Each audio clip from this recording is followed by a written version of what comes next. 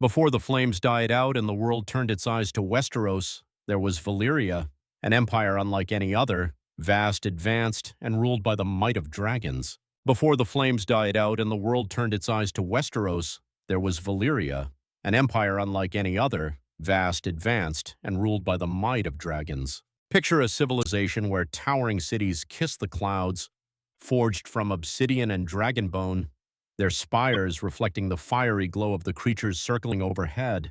The Valyrians possessed a profound, almost mystical connection with these magnificent beasts, making them the undisputed rulers of much of the known world.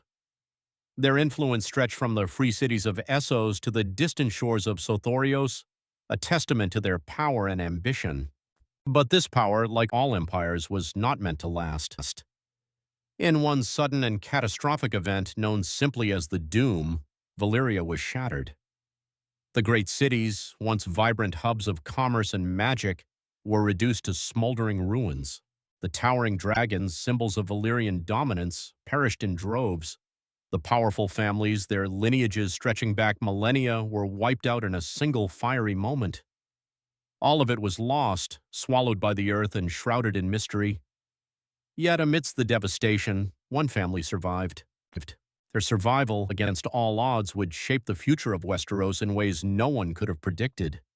This family was the Targaryens. The Targaryens weren't even considered a major force in Valyria. In fact, they were one of the lesser houses, overshadowed by the other great dragonlord families. Houses like the Celtigars and Velaryons, whose names echoed through the halls of power, held far greater sway. So why did they survive, while others fell? The answer lies in a single, fateful decision, a decision born from a prophetic dream. Daemon Targaryen, known to history as Daenerys the Dreamer, possessed a gift, or perhaps a curse, the ability to see glimpses of the future. She foresaw the destruction of Valyria in a vivid, terrifying dream. She couldn't explain how or why this would happen, but the images were seared into her mind. Volcanoes erupting, cities crumbling, and dragons falling from the sky. Her father, Rhaenyra Targaryen, though perhaps skeptical, trusted his daughter's words. In what might have seemed like a peculiar move at the time, he packed up his family, their dragons, and all their worldly possessions, and left Valyria. They sailed west across the narrow sea, settling on the remote island of Dragonstone, a volcanic outpost just off the coast of Westeros. And when the doom finally came, it was this act of foresight that saved them. They watched from afar as their homeland was consumed by fire and ash, a testament to Daenerys' prophetic vision and Rhaenyra's unwavering belief in his daughter. The doom itself is one of the greatest mysteries in the history of the known world. What could have caused such a massive, destructive event? Theories abound, whispered in hushed tones by scholars and mages alike. Some believe that the Valyrians, with their mastery over magic and dragons, tampered with forces far beyond their control. They delved too deep into ancient secrets, unleashing energies they couldn't contain, ultimately leading to their own destruction. Perhaps they sought to control the very earth itself, only to be consumed by its wrath. Others suggest the doom was political, fueled by infighting between the dragonlord families. Sabotage, betrayal, or even a failed magical experiment may have led to the eruption of the 14 Flames, a ring of massive volcanoes surrounding Valyria. Imagine a scenario where rival houses, vying for power, unleashed forbidden magic upon each other, inadvertently triggering a chain reaction that destroyed their entire civilization. And then there's the theory that the free cities of Essos, desperate to break free from Valyrian control, played a part in the empire's downfall. Perhaps they sabotaged key infrastructure, or even triggered the doom themselves, using forgotten magic or ancient weapons to bring down their oppressors. Picture clandestine meetings in dark alleys, whispered plots, and the meticulous planning required to orchestrate such a devastating act. Whatever the cause, the result was clear. Valyria fell, and with it, most of the dragonlords. The Targaryens on their lonely island of Dragonstone were suddenly the only family left with dragons. They were not powerful yet, but they were alive, and that alone made them the inheritors of a broken empire. Their new home, Dragonstone, wasn't just any island. It was a strategic fortress, a volcanic bastion of black stone and fire, the perfect stepping stone to greater things. Imagine the Targaryens, isolated on their island, watching the chaos unfold on the mainland, patiently biding their time and planning their next move. And while the Targaryens may have once been a lesser family in Valyria, the Doom gave them an opportunity they never would have had otherwise, set the stage for what was to come, their eventual rise to rule over Westeros. As we look back, it's clear that the Targaryen survival was no accident. Daenerys' dream, Aenar's decision to leave Valyria, and their move to Dragonstone were all pivotal moments. The fall of Valyria wasn't just the end of an empire, it was the beginning of the Targaryens' journey to power. But what was Valyria really like before it fell? Picture a realm where cities gleamed with towers of stone and glass, where dragons ruled the skies and magic was woven into daily life. The air crackled with energy, and the very ground hummed with ancient power. Valyrian steel, the sharpest and strongest of all metals, was forged here. Its secrets, guarded jealously by the dragonlords, were passed down through generations. Imagine the forges fueled by dragonfire, where skilled artisans hammered and folded the metal, creating blades that could cleave through anything. The Valyrians weren't just conquerors, they were innovators, pushing the boundaries of what was possible. With their dragons and magic, they controlled vast territories, their influence stretching across continents, from Essos to the distant corners of the world. They built roads, established trade routes, and spread their culture far and wide. But their greatest strength, their dragons, was also their greatest risk. Perhaps they relied too much on this power, believing that nothing could topple them. They became arrogant, complacent, and blind to the dangers that surrounded them. And yet here we are, centuries later, recounting their tale of hubris and destruction. The Doom, that mysterious cataclysm, wiped nearly everything out, leaving only ruins and legends in its wake. For the Targaryens, however, it was a chance. Moved from the chaos and destruction, they were able to rebuild, to plan, and eventually to conquer. The move to Dragonstone, once seen as retreat or exile, became a stroke of fortune. Dragonstone itself was no ordinary island. Shaped by volcanic forces, it was both beautiful and deadly.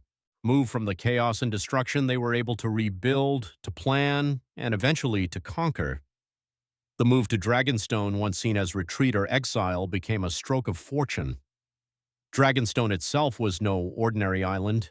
Shaped by volcanic forces, it was both beautiful and deadly, the perfect home for a family with dragons. Imagine the Targaryens exploring the island, discovering its hidden caves and forging a connection with its fiery heart.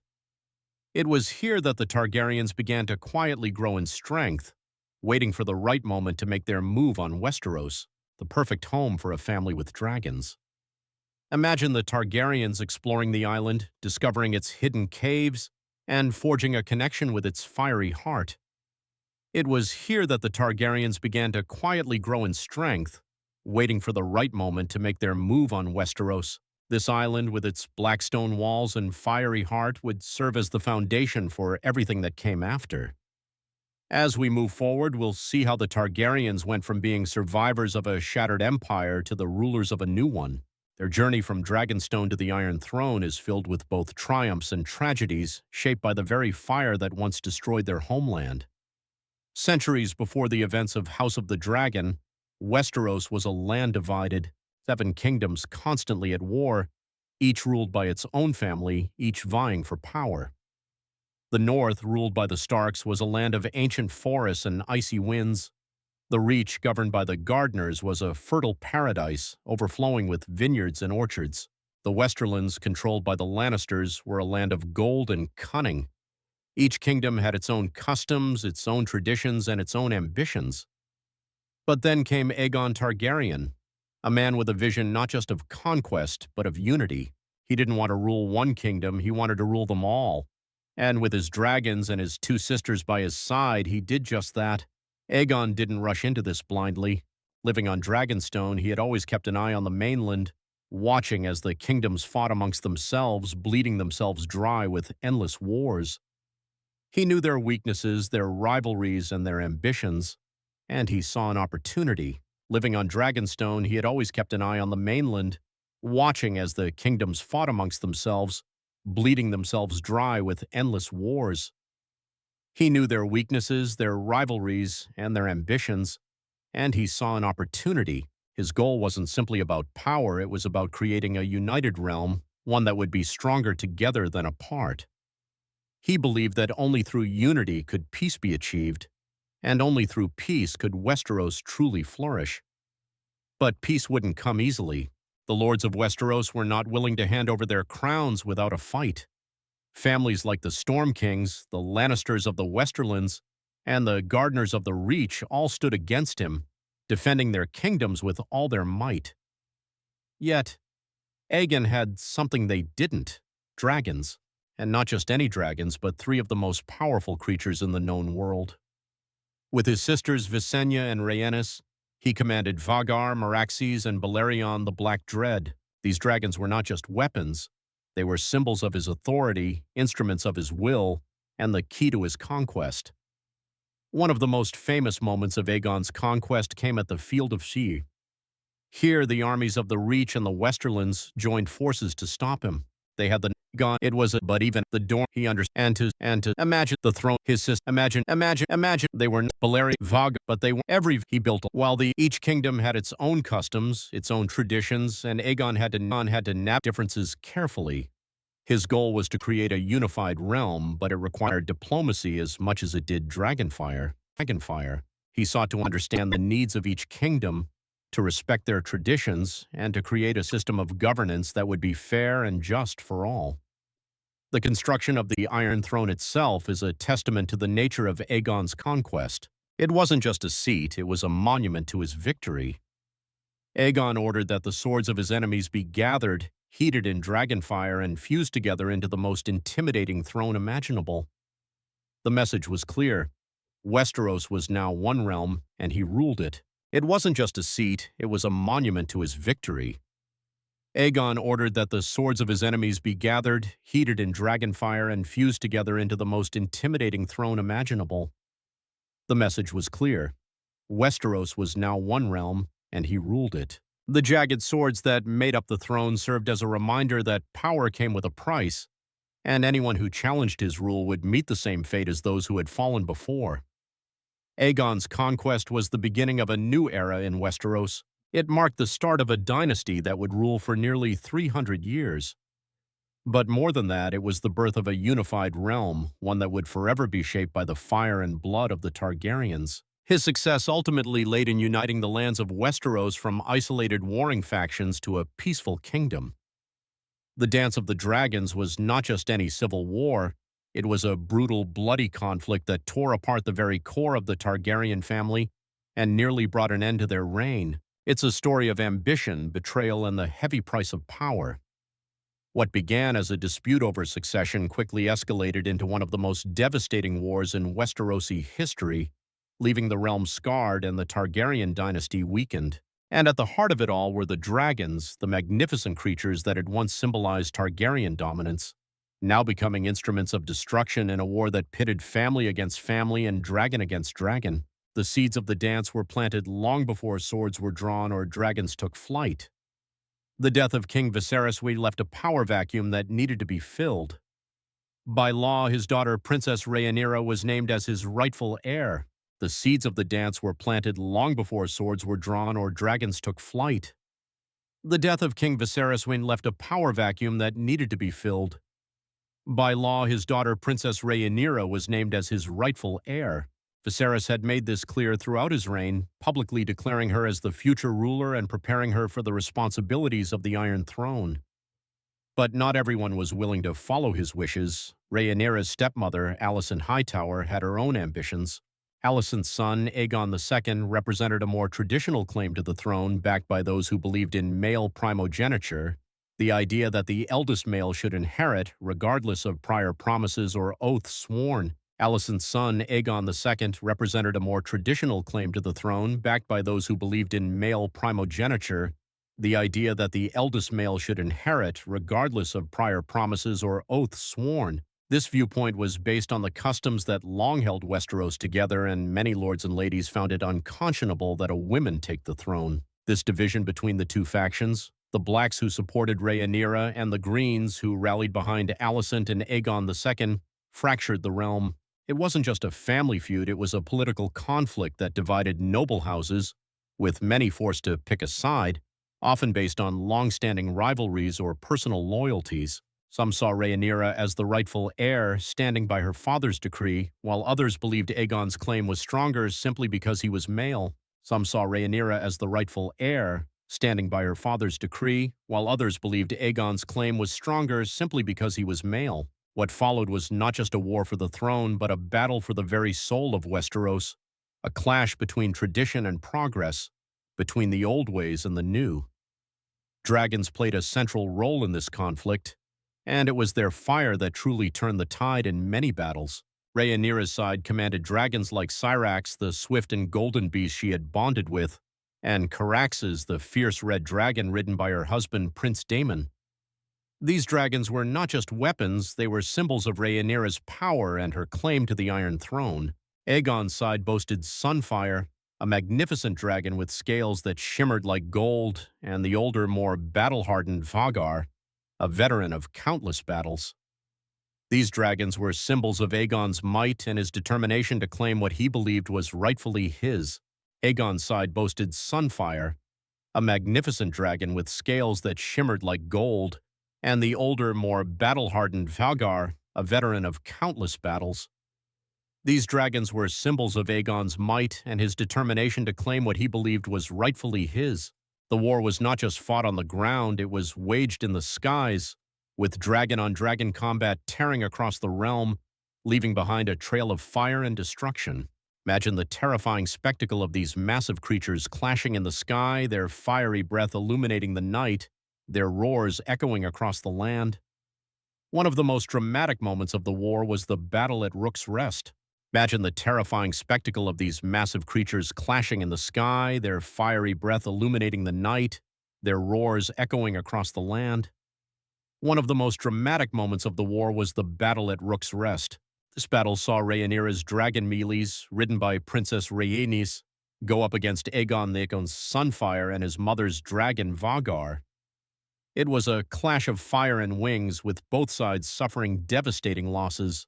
Imagine the chaos and carnage of the battle, as dragons clashed sky, their riders desperately trying to gain the upper hand. Meles fought bravely, but was ultimately overpowered, and her death marked a turning point in the war, demonstrating the vulnerability of even the most powerful dragons.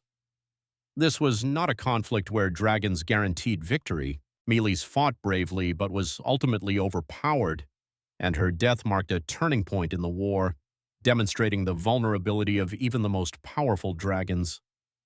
This was not a conflict where dragons guaranteed victory. Each battle left both sides weaker, with fewer dragons to call upon, and the Targaryen family paid dearly for their use of these magnificent creatures in warfare.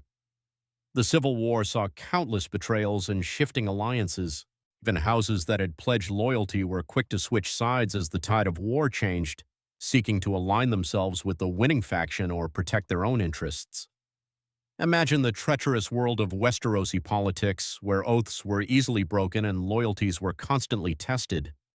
Battles like the First and Second Battle of Tumbleton, as well as the Battle of the Gullet, became infamous for their brutality. Each side was desperate for control, but the cost was unimaginable destruction. Cities were burned, lands were laid to waste, and innocent people caught in the crossfire suffered terribly. The realm was ravaged by war, its economy crippled, and its people starving. The very strength of the Targaryen dynasty, its dragons, had become a source of chaos and ruin, a testament to the destructive power of unchecked ambition. The toll on the dragons themselves was immense. Once the great symbols of Targaryen power, these creatures were slaughtered in battle after battle, their numbers dwindling as the war dragged on.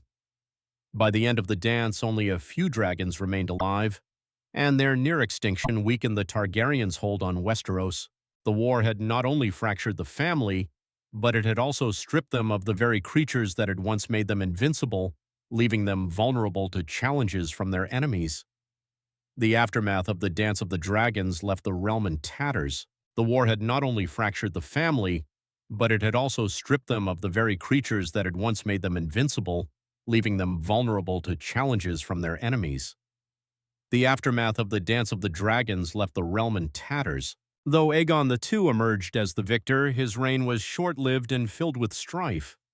His victory was hollow as the war had drained the resources of the kingdom and shattered the stability of the realm. Though Aegon II emerged as the victor, his reign was short-lived and filled with strife. His victory was hollow as the war had drained the resources of the kingdom and shattered the stability of the realm. Imagine Aegon II sitting on the Iron Throne surrounded by ruins, his victory tainted by the devastation he had wrought. Rhaenyra's supporters, though defeated, still held influence, and the bitter scars left by the conflict would linger for generations, fueling resentment and mistrust. In the end, the Iron Throne passed to Rhaenyra's son, Aegon III, but by the time he took the throne, the dragons were nearly gone and the power they symbolized was fading fast. In the end, the Iron Throne passed to Rhaenyra's son, Aegon III, but by the time he took the throne, the dragons were nearly gone and the power they symbolized was fading fast. The Targaryens would rule for generations to come, but they would never again hold the same absolute power as they did before the war. Imagine Aegon III, a young and inexperienced ruler, inheriting a kingdom ravaged by war, with the responsibility of rebuilding it from the ashes. The Dance of the Dragons had shattered their dynasty and left their once great house vulnerable, weakened by its own internal conflict, a testament to the destructive power of ambition and the fragility of power. The dance wasn't just a civil war, it was a reminder that even the mightiest can fall. It showcased the dangers of unchecked ambition, the destructive nature of family feuds, and the tragic consequences of war. The dragons, once the pride of the Targaryen family, were almost lost forever, and with them the hope of a unified and stable realm. The Targaryens had paid a heavy price for their desire to rule, and Westeros would never be the same again, forever scarred by the events of the Dance of the Dragons. The Kingsguard is one of the most revered institutions in Westeros, an elite group of knights sworn to protect the king and his family with their lives. Their white cloaks symbolize purity, honor, and unwavering devotion. They are the best of the best, the embodiment of chivalry and martial prowess. But the Kingsguard wasn't just the product of political necessity, it was the brainchild of one of the fiercest women in Targaryen history, Visenya Targaryen. As both sister and wife to Aegon the Conqueror, Visenya was known for her strength in battle and sharp political mind. She played a key role in shaping the foundations of Targaryen rule, ensuring that their dynasty would endure for generations to come. Imagine Visenya, clad in armor, leading troops into battle, her intelligence and strategic acumen guiding their every move. It was her vision that led to the creation of the Kingsguard, an order that would go on to protect the Iron Throne for generations, serving as the king's personal protectors, his sworn shields against any and all threats. The idea for the Kingsguard was born out of a moment of vulnerability. Despite their dragons and vast armies, the Targaryens were not invincible. After an assassination attempt on Aegon I, Visenya realized that no amount of fire and blood could protect the king from every threat. Despite their dragons and vast armies, the Targaryens were not invincible. After an assassination attempt on Aegon I, Visenya realized that no amount of fire and blood could protect the king from every threat. Dragons could raise cities and win battles, but they couldn't be everywhere at once, especially when it came to personal security. Visenya saw the need for a highly skilled, loyal group of knights whose sole purpose was to protect the king from human threats, something no dragon could do. She envisioned an order of warriors who would be willing to sacrifice everything for the sake of their king, a shield against the treachery and intrigue that permeated the court. Visenya modeled the Kingsguard after other elite forces, taking inspiration from the Warriors' Sons, a military order of the Faith of the Seven, and the Night's Watch, a brotherhood sworn to defend the realm from the dangers beyond the wall. However, unlike these groups, the Kingsguard was sworn to serve only the king and his family. They took vows of celibacy, renouncing all personal ambitions, titles. This was essential to ensure their loyalty was divided. These knights would have no outside obligations, no family or land to distract them. Their only duty was to the crown, their only purpose to protect the king. Each knight of the Kingsguard wore a distinctive white cloak, symbolizing their purity, honor, and devotion. This cloak was more than just a piece of clothing, it was a symbol of their commitment to the crown, representing their vow to remain untainted by personal desires or political ambitions. This cloak was more than just a piece of clothing. It was a symbol of their commitment to the crown, representing their vow to remain untainted by personal desires or political ambitions. Serve in the Kingsguard was to be completely loyal to the king, and the white cloak served as a constant reminder of that sacred duty. Visenya's role in creating the Kingsguard speaks volumes about her political acumen. While Aegon was the face of the conquest, Visenya often worked behind the scenes, ensuring that the Targaryens' hold on power remained secure. She understood that power wasn't just about dragons and armies, it was also about maintaining control, about protecting the king from the threats that couldn't be burned away with dragonfire. The creation of the Kingsguard speaks to her understanding of that fact and her dedication to the dynasty's longevity. The Kingsguard became a symbol of this control, an ever-present reminder of the king's authority and the lengths the Targaryens were willing to go to preserve their dynasty. Their presence at court, their unwavering loyalty, and their legendary skills in battle all served to reinforce the king's power and to deter any potential challengers. Over time, the Kingsguard became an iconic part of Targaryen rule. Throughout history, they have been involved in some of the most pivotal moments in Westeros, serving as both protectors and participants in the Game of Thrones. Sir Criston Cole, for example, played a crucial role during the Dance of the Dragons, the civil war that nearly tore the Targaryen family apart. As Lord Commander of the Kingsguard, Cole's loyalty to Aegon II and his pivotal decisions shaped the course of the conflict. His betrayal of Princess Rhaenyra, once his close ally, earned him the nickname Kingmaker, as he became one of the central figures supporting Aegon's claim to the throne. This shows just how far the members of the Kingsguard were willing to go, even against their own morals, for their duty. His betrayal of Princess Rhaenyra, once his close ally, earned him the nickname Kingmaker, as he became one of the central figures supporting Aegon's claim to the throne. This shows just how far the members of the Kingsguard were willing to go, even against their own morals, for their duty. But the Kingsguard's role wasn't always clear-cut. The order was sworn to protect the king, but that didn't mean the knights themselves were free from personal conflicts. Loyalties could be tested, especially when politics got involved. Take Sir Jaime Lannister, for example, who infamously killed King Aerys II, earning him the title of Kingslayer. Though sworn to protect the king, Jaime chose to kill him to prevent further bloodshed. Take Sir Jaime Lannister, for example, who infamously killed King Aerys II, earning him the title of Kingslayer. Though sworn to protect the king, Jaime chose to kill him to prevent further bloodshed. This moment highlighted the complexity of the Kingsguard's role. How could a knight uphold their vows when the king they swore to protect was leading the realm to ruin? His choice serves as a clear reminder that sometimes doing the right thing takes great sacrifice. The legacy of the Kingsguard isn't just about their individual members, it's about the role they've played in shaping Westeros. Their presence has often been seen as a reflection of the king's power. A strong and honorable Kingsguard suggested a strong and stable reign, while a corrupt or divided Kingsguard hinted at trouble within the throne. A capable Kingsguard symbolized the ability of the throne to fend off any challengers. Throughout history, the Kingsguard has been both a force of stability and a source of intrigue, often caught in the middle of succession crises, rebellions, and wars. While their intended purpose was to protect the throne, their presence often played a role in the fall of several kings as well. One of the more tragic aspects of the Kingsguard is that despite their vows, they were not immune to the political games of the realm. While they were supposed to be neutral figures, solely focused on protecting the king, their personal loyalties and ambitions often clashed with their duties. Their influence in the Game of Thrones was very apparent, and it was clear that they had to make sacrifices and make decisions based on honor and duty. During the Dance of the Dragons, the Kingsguard found themselves divided. Some knights supported Rhaenyra, while others backed Aegon II, leading to internal strife within the order. This division mirrored the larger conflict in Westeros, as even the most honorable knights found it difficult to stay impartial in a war that tore the realm apart. The fact that something meant to protect and guide was tearing itself apart spoke to the destructive nature of the Civil War. The Kingsguard, created out of Visenya's foresight and political wisdom, became one of the most enduring symbols of Targaryen rule. They were protectors, loyal servants, and sometimes unwilling pawns in the larger Game of Thrones.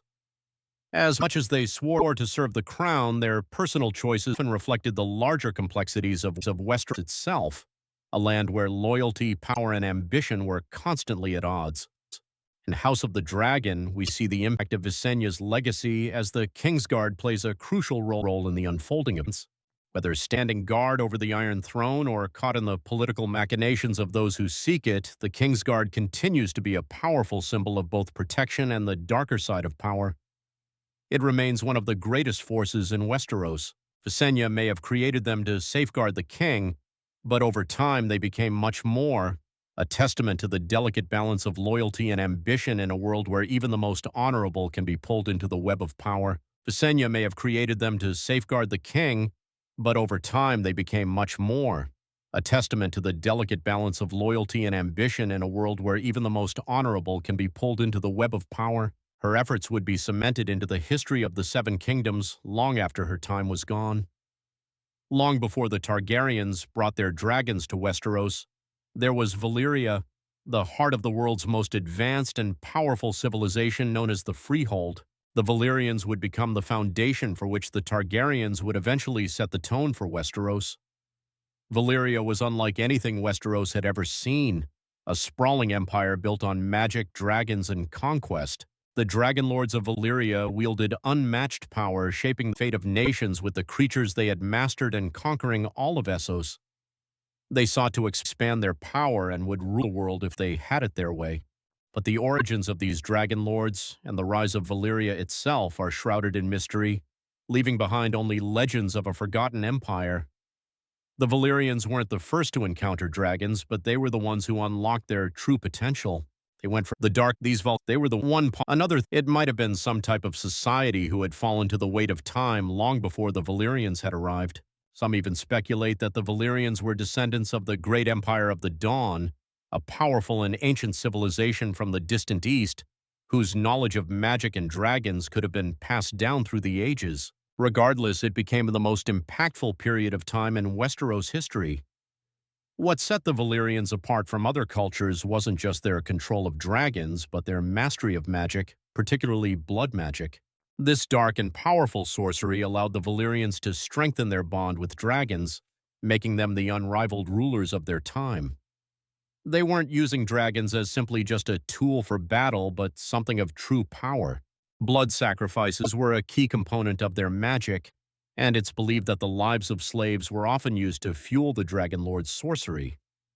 The practice, though immoral, was critical to the Valyrian success. The combination of blood magic and dragon power made Valyria a force that no other nation could challenge for thousands of years. This was the magic that gave them that power and control over all of Essos. The Valyrian Freehold wasn't ruled by a single monarch. Instead, it was a council of the most powerful dragonlord families, each wielding immense influence over their territories. They sought guidance amongst themselves and for the people. This freehold system was more democratic than the monarchies of Westeros, but it was also built on extreme inequality. The dragonlord families held all the power while a massive class of slaves supported the entire empire. The slaves were the foundation, giving the empire all that it was capable of while they earned nothing. The dragons they controlled were not just weapons of war, they were symbols of divine right and power, ensuring that the Valyrian elite remained unchallenged. They would lay the foundation to take over the rest of the world. One of the most fascinating aspects of Valyrian culture was their practice of incestuous marriage. The Valyrians believed that keeping their bloodlines pure was essential to maintaining their power over dragons. They were sure that the only way for it to be successful was keeping their families sacred. By marrying within their own family, they hoped to preserve the magical bond between themselves and their dragons. The practice was later mirrored by the Targaryens, who followed the same tradition when they settled in Westeros. It raises interesting questions about how their magical abilities and dragon riding skills may have been influenced by their bloodlines. The families believed keeping true to their families was the only way to remain in power. Did the purity of their blood grant them greater control over the dragons? Or was it simply a belief they held on to, passed down through generations? It was hard to say for sure if that was what truly was keeping them in power and in control. The relationship between the Valyrians and their dragons was almost symbiotic. Some legends say that the Valyrians communicated with their dragons through ancient magic, using spells and incantations to command the creatures. The connection ran deep between the two beings. Others suggest that special relics like dragon horns were used to summon and control the beasts. These horns, made from the bones of ancient dragons, were said to have the power to command any dragon that heard their call. Whether through magic or sheer force of will, the bond between dragon and rider was the key to the Valyrian dominance. The connection ran deep in their veins. Valyrian influence stretched far beyond their borders. They controlled trade routes, expanded their empire across Essos, and their magic and dragon power were unmatched. They would always be at the top of the world for all time. The Valyrian steel, a metal forged with dragonfire and spells, became one of the most coveted materials in the world. The Valyrian steel, a metal forged with dragonfire and spells, became one of the most coveted materials in the world. Blades made from Valyrian steel were not only stronger and sharper than any other, but they also held a unique magical quality, making them particularly effective against supernatural threats like the Others, also known as White Walkers. Even after Valyria's fall, weapons made from this rare material remained prized possessions, and they became symbols of power and prestige in Westeros. They were the crown jewel of any lord's possession, but like all great empires, Valyria only met its end. The Doom, a cataclysmic event that erupted from the 14 flames, wiped out the freehold in a single day. The cities, the dragonlords, the dragons themselves, all of it was lost in fire and ash. There were few left, and the freehold would never be again. What caused the Doom remains one of the greatest mysteries in history. Some believe it was a natural disaster, a volcanic eruption that no amount of magic could stop. Others suggest that the Valyrian overuse of magic, particularly blood magic, triggered the disaster. Perhaps they delved too deeply into forces they didn't fully understand, causing their own destruction. The use of dark magic would ultimately backfire on their society. Other theory posits that the free cities of Essos, long under Valyrian control, may have sabotaged the empire, desperate to break free from its grasp. They wanted a life that was worth living, and they sought out to destroy everything. The Targaryens, one of the lesser dragonlord families, were the only ones to survive the Doom thanks to Dennis the Dreamer's profession. Her father